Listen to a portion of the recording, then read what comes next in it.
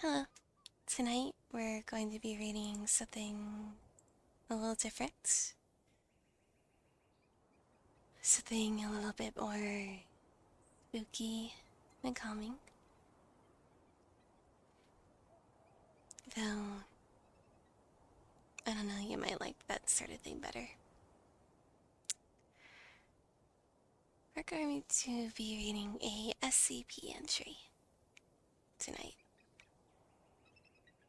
And we'll be starting with SCP-002 as -001 is a little bit confusing and a very, very long read.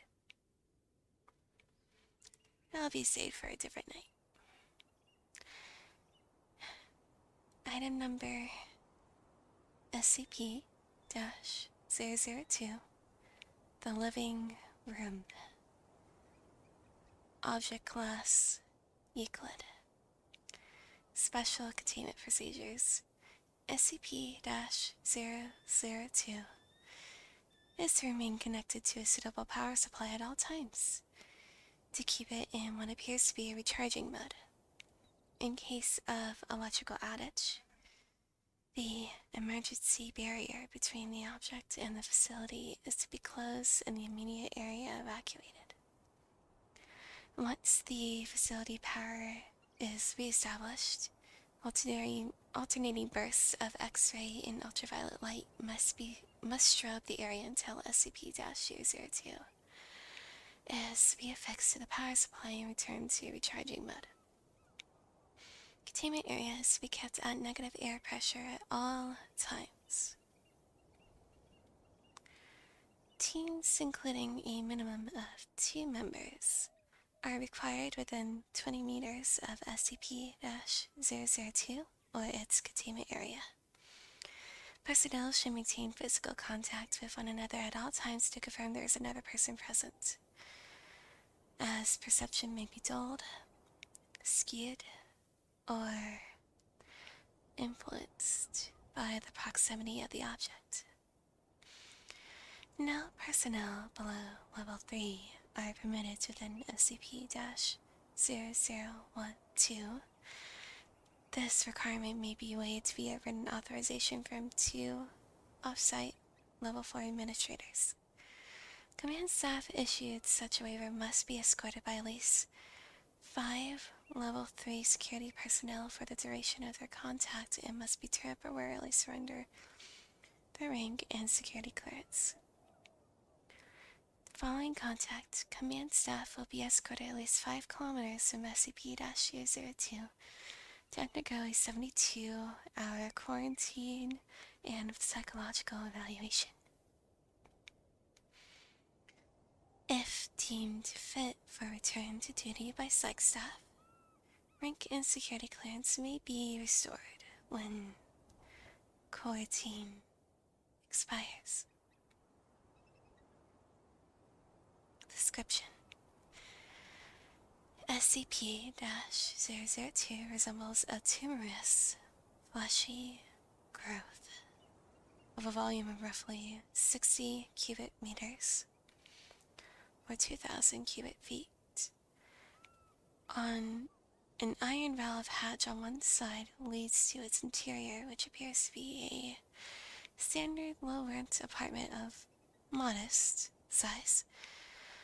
One wall of the room possesses a single window, though no such opening is visible from the exterior.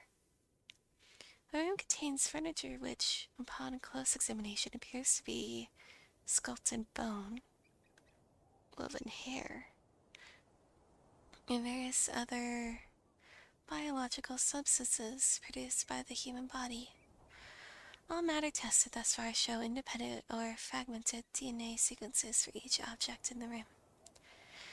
Refer to the Mulhausen reports, cross-ref, document 00.023.603. Oh, that's a little hard to read.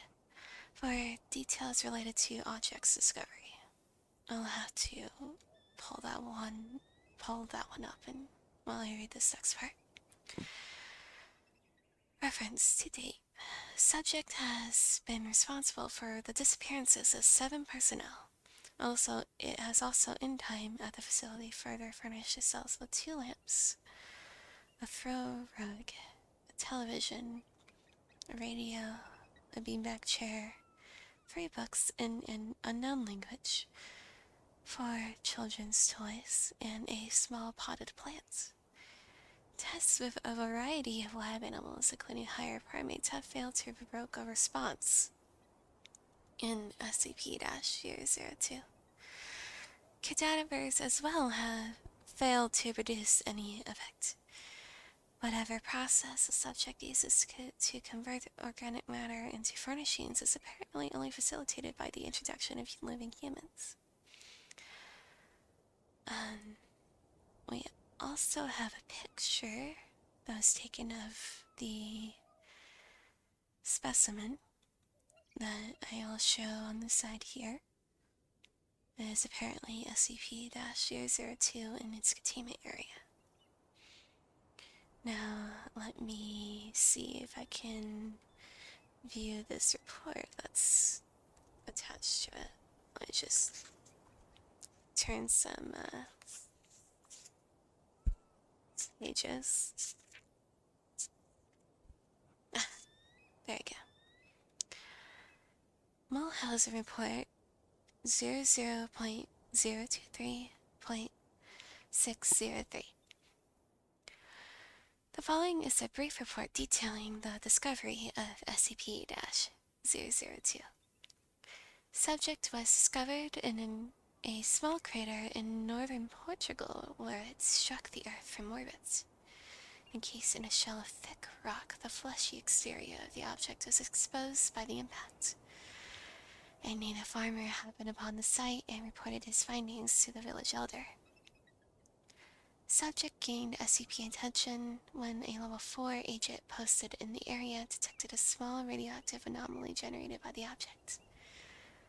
A collection squad of SCP security personnel led by General Mulhausen was immediately dispatched to the area, where they quickly secured the subject in a large container and performed initial testing with subjects recruited from the nearby village. 3 men individually sent into the structure subsequently disappeared. Upon discovering this deadly property of the subject, General Mulhausen issued a Level 4A termination order of any witnesses. Roughly 1/3 of the village. Oh dear. That's not too great. To ensure no outside knowledge of the object and initiated its transport to SCP facility. Data expunged. Interesting. During preparation for transport, 4 SCP security personnel were inexplicably drawn inside the object where they too immediately disappeared. Following inspection, it appeared as if the object had grown. Several new furnishings. It was beginning to look like the interior of an apartment room. General Mulhausen immediately ordered the requisition of several Class 3 hazmat suits for the remaining security team members, who proceeded to lift the container onto a raiding freight ship for transport to the SCP containment facility. And looks like there is 2 whole pages of data expunged. Yep. There we go. Following the termination of General Mulhausen, SCP-002 was resecured by SCP staff and brought into special containment in Classified, where it currently resides. Staff with clearance below Level 3 have been denied access to the SCP-002 container without prior approval of at least 2 Level 4 staff after the Mulhausen incident.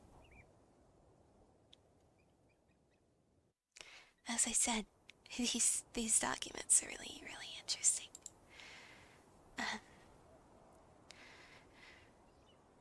I, from a story perspective, I would give this entity, well, it is somewhat scary. So let's say 6, maybe 7, 6.5, no, 6.8 out of 10. As it was scary, but there wasn't, because, like, I personally wouldn't want to be eaten and by this object and turned into a chair or something. But I wish there was a little bit more detail. There's so much redacted. So, yeah. Um, Thank you if you decided to stay here this long to listen to me rattle on about this. I think I will be reading these more often because I have a whole pages and pages of these I turned into books for my reading pleasure. So, and as maybe I actually have to fall asleep. Or maybe I gave you nightmares. I guess you'll have to tell me later. I hope you do have a good night, though. See you next time.